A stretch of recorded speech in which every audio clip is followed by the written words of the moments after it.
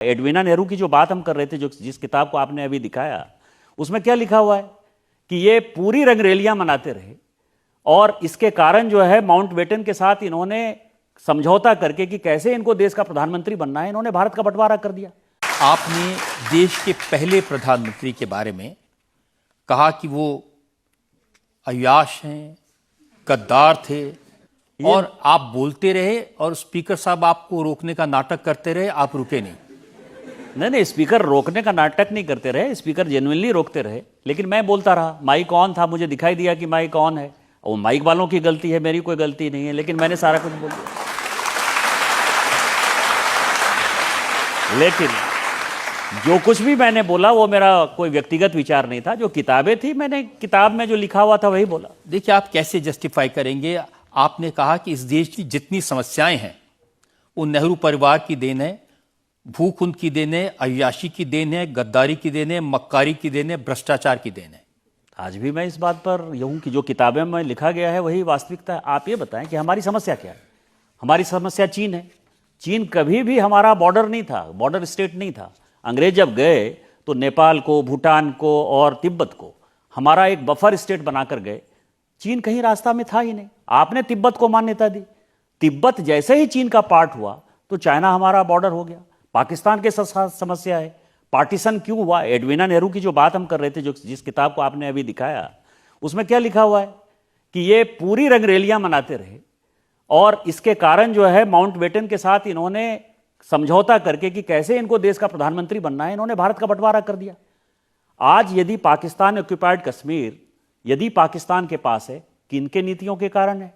तो चाइना का दुश्मनी हमारे कारण, तिब्बत का दुश्मनी हमारे कारण और आपकी नीतियों के कारण ये सारी समस्याएं हैं। तो भोगेगा कौन, कहेगा कौन, बोलेगा कौन? पंडित जवाहरलाल नेहरू, जिनको इस देश से इतना प्यार दिया, पहले प्रधानमंत्री देश के, इतने रेस्पेक्टेड, उनको अय्याश कहना? उसमें किताब में लिखा हुआ है ना, मैंने कुछ बोल रहा हूं। वो जितनी किताबें हैं, कुछ किताबें बैंड हैं, कुछ किताबें जो है। ऐसी किताबें आपको ही क्यों मिलती हैं? इसीलिए कि मुझे पढ़ने लिखने की आदत है। उसी किताबों के क्रम में आपने इंदिरा जी के बारे में बहुत अश्लील बातें कही। आपने एमओ मथाई का एक चैप्टर कोट किया।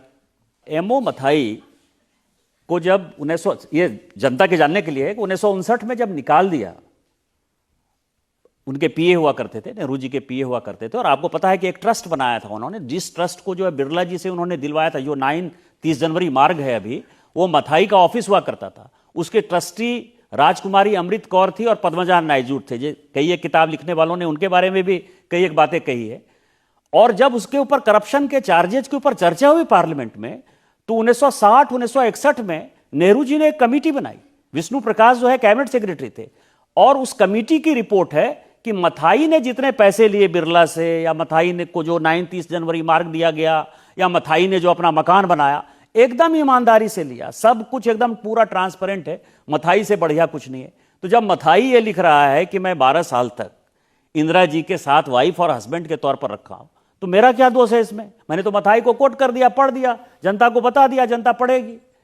वो चैप्टर शी मैंने पढ़ा है, लेकिन जब मोरारजी प्रधानमंत्री थे तो उन्होंने उसको पब्लिश करने की परमिशन नहीं दी थी।